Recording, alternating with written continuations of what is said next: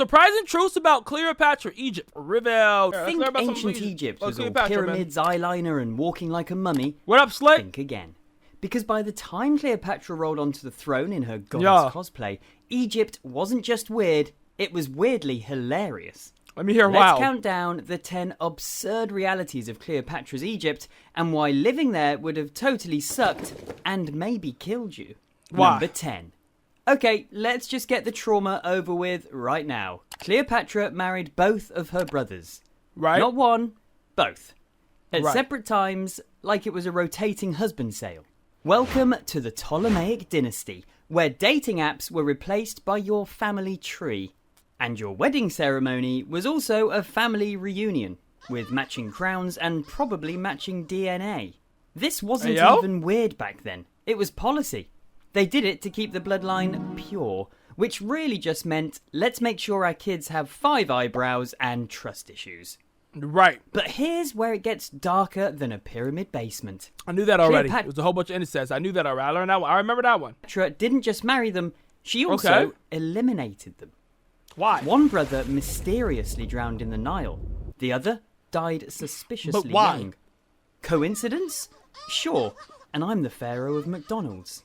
She even started removing their faces from official coins like she was editing them out of the family group photo, ancient style. So yeah, in Cleopatra's Egypt, sibling rivalry wasn't about who got the bigger bedroom, it was about who survived the throne room. And they was literally killing each other. For what? For what? What was the purpose? And that was just the romantic part of ruling. Wait till you find out how they invented gods like they were mixing Pokemon. Number 9. So imagine this. You're a new ruler in Egypt, but you're Greek. The locals worship crocodiles, and you're like, ugh, who do I pray to so I don't get cursed? Easy fix, right? Just invent a god. The Ptolemies straight up mashed together Egypt's top-tier gods and Greece's finest deities into one big supernatural smoothie. And boom, out came Serapis. A Frankenstein god made of Osiris, Apis, Zeus, and Hades.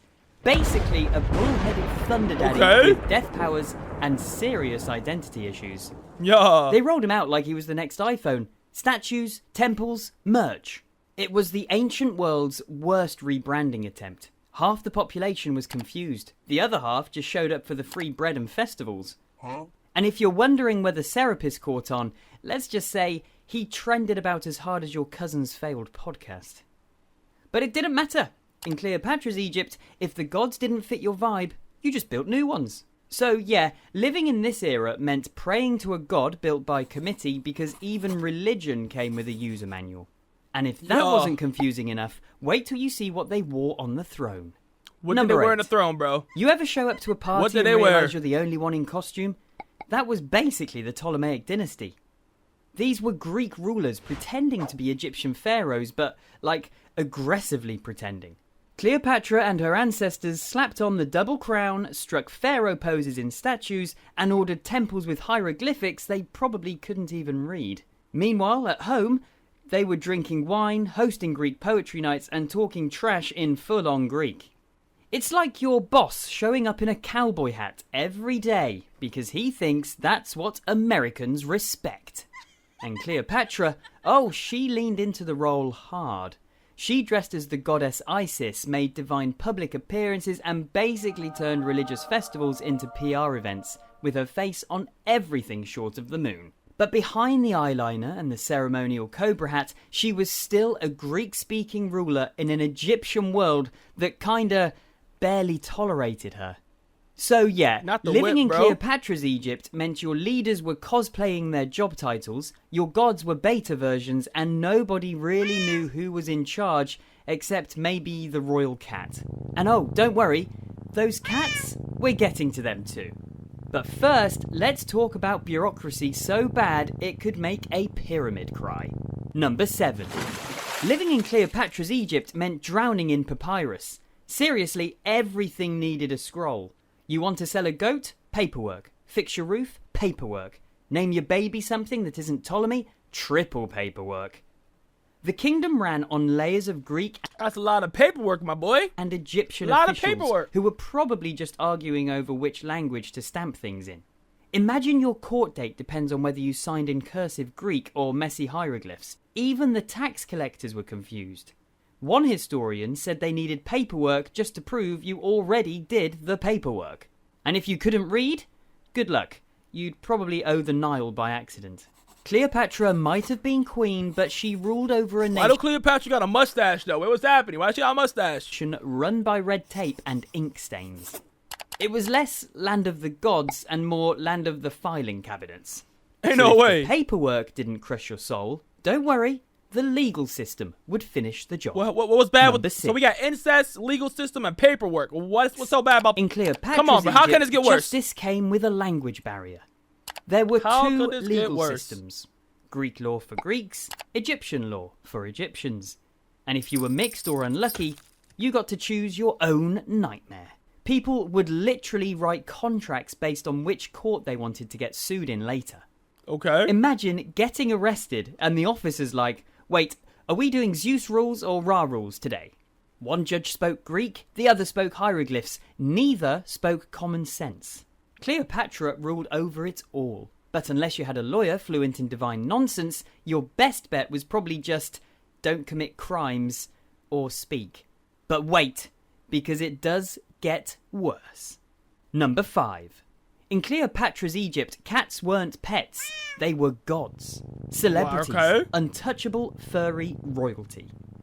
Killing a cat, even by accident, could get you straight up murdered by a mob. That's crazy, bro. You just killed a god. Why would you do such a thing? There were cat funerals, cat Wow. coffins, cat mommies. Some cats had better tombs than actual humans. And if your cat died, you had to shave your eyebrows in mourning. Imagine walking down the street, eyebrowless, explaining, yeah, Mr. Fluffer's passed. Meanwhile, Cleopatra's palace probably had more cats than advisors, which honestly might have been an upgrade. And don't even get me started on what they ate.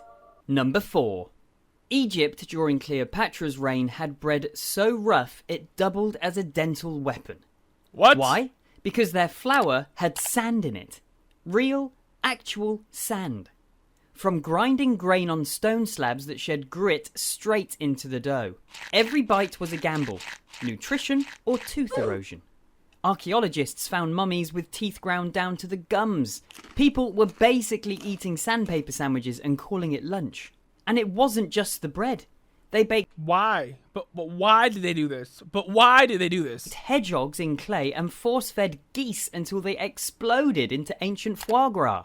You What? either ate like a cursed pharaoh or died chewing on gravel toast. What? And if sand-filled bread wasn't bad enough, wait till But your why? religion throws a mandatory blackout party. Number 3. In Cleopatra's Egypt, they had a festival called the Festival of Drunkenness. Why? Because one time, the war goddess Sekhmet got so bloodthirsty she nearly wiped out humanity, until she accidentally drank too much beer, passed out, and forgot to finish the job. So that's okay. Okay, that's a funny kind of event, huh? So Funny naturally, kind of it. Egyptians turned this into a yearly rager. People got obliterated on purpose to honour a goddess's hangover.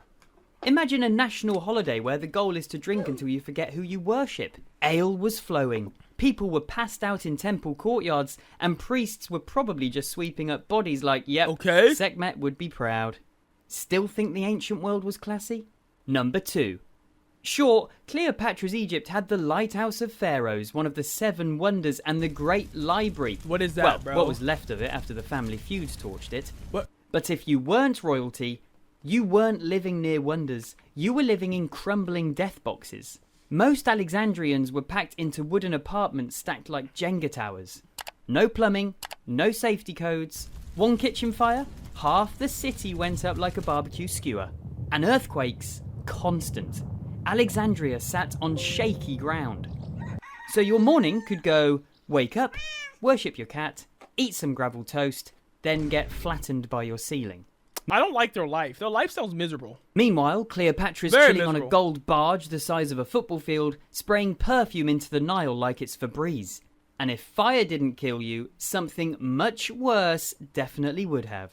Number 1. What would that be? In Cleopatra's Egypt, dying for beauty wasn't just a saying, it was a daily risk.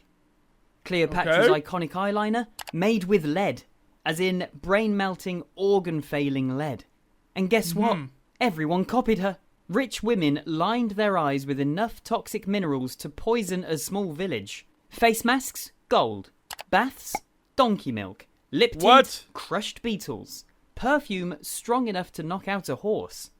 Basically, Cleopatra's glam squad was part makeup artist, part chemist, part medieval hazard crew.